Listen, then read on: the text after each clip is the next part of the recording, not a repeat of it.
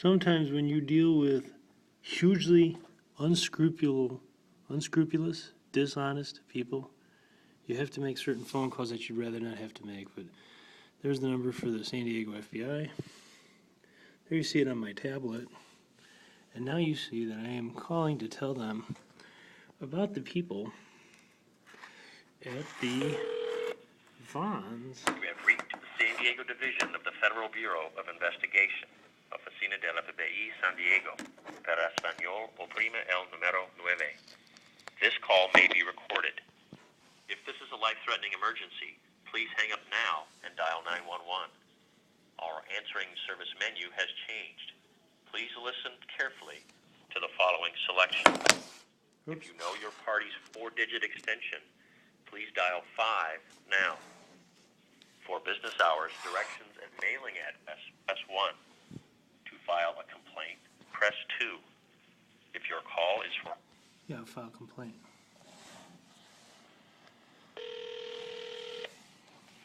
You have reached the FBI's public access line. This call may be recorded or monitored for quality assurance purposes.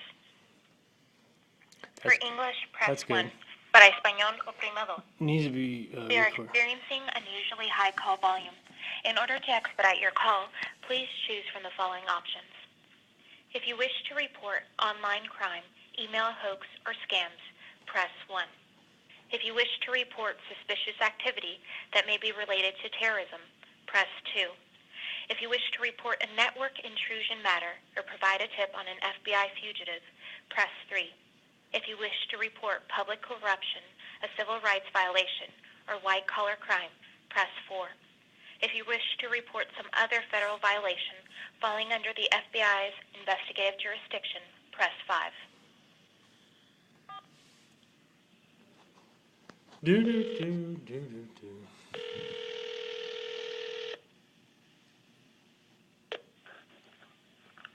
Thank you for calling the FBI. How can I help you? Hi, my name is Joe. I was hoping you could help me with very unusual occurrence just yesterday. Or excuse me. All right, Joe. Let me get your last name, Joe. Well, what's your name? My name is Morgan. Morgan? Okay, Morgan. Well, I'd rather not say my last name at this point, but I want to tell you something that occurred. It's very disturbing. It was Saturday at the Vons, and two things happened. The people that work there, they're mostly Hispanic, including Gilbert, the checkout girl, and the manager named Seasons. Well, there was some commotion outside, and they could have lied about him because they lied about me. They alleged that some man was out there doing something such as exposing himself. Okay, so anyway, I'm checking out in line. I know this sounds bizarre, but first of all, the lady manager followed me through the store because I had some stuff with me, but I had my tablet out and my smartphone out.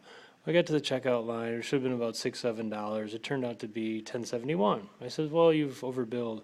She says, "No, she took off $1 for the tuna. It was $79. Well, it's on sale for $59, so it rang up as $179 and came $1 off." Well, I know it sounds ridiculous, but so as we're checking out, Gilbert walks up behind me. They thought they were trying to cause a commotion to steal my tablet or smartphone because that happened earlier this year. One of my brand new tablets got stolen, my iPad. Anyway, Gilbert, as he walked past, tried to put a can underneath my cart and then pointed to it. "You didn't pay for that can under your cart." And then the checkout lady said the same thing too, almost at the simultaneous time, said, you didn't pay for that can under your cart." I'm like, "What can?" And then I had opened on sale was a can of Lindsay's olives for $1. And I haven't had olives for a long time, and they're good. So and the guy 2 spaces in front of me, he was eating something in the store. So I had cracked open the can to eat a couple of olives while I was in there because I was very hungry. Anyway, as he walked up the checkout line to open a new register for, I guess, a longer line, he that's when he swiped the can underneath. And then he also pointed to my can of Lindsay's that was in the little cradle area of the cart and said, "You didn't pay for that can." But I had clearly told the lady that I ring up 2 of these olive cans because that's how many I have. So these people tried to frame me for stealing a can of goods, and they may have well done the same thing to the older black gentleman that was outside. He might not have even been doing what they allege. And they were talking about it at the counter, and I told her, it's ironic because I told her beforehand, I go, if you lie about somebody, that's also a crime, because I've encountered people who love to lie about people to try to get like them in trouble with the local police. Now, I tried to call the police after this, but their phone line, if I call 911 could I get through to them, but I can't say that this is a 911 emergency. So I had tried to call, and I even recorded that on my phone, and it was like 40 minutes on hold, and there was never any reply. And it doesn't say that this is one of the crimes that I could report on their online reporting site. So I'm like, well, if I can never get through to the police on the phone unless I call 911, what am I supposed to do? So here's the thing, I'm of Caucasian race. I believe that they're prejudiced based on race. I've called their office several times. I've called corporate. I've posted a description online of what went on. Oh, and then when Gilbert reached toward my can of olives with his finger, because I had 2 smartphones out and a tablet, and I happened to be recording the entire event because something seems suspicious to me about these people from the get-go, and I've noticed people like this before, and I know it's just better to document things. So when he reached for my cart, I put my arm up to protect my property and stuff, and then he yelled out, "He hit me!" And then the manager came over, and I disputed. I told her what happened. They're overbilling me. They're acting like I'm causing a scene, and I'm not. If I'm a customer and they're charging me too much for what I'm purchasing, it's my right to say, hey, that's not the right price. But beyond that, he tried to put a can of goods under my cart, and him and the checkout girl said at the same time, and she couldn't even see under my cart because I had stuff in my cart, said, what about that can underneath your cart? And it was bizarre that they would say it at the same time. So it's like they planned to do that. All right, Joe, what's your phone number? My phone number is area code 419-285-6007. I have a friend out in that 419 area code in the FBI, Mike Coker, who I talk to kind of regularly, but not for a while, because I run into a lot of weird people who do. These are weird things for people to do. I'm going to contact Safeway's corporate headquarters. But, this is a lot of my time now. I went there to purchase $7 worth of food so I could go and do my work, for the day. I'm working on getting a PhD, but these people are disturbing to me because it's a cultural thing, and they're trying. That other gentleman, I don't know what happened with that. He may well be sitting in county jail right now for nothing. They may have lied about him.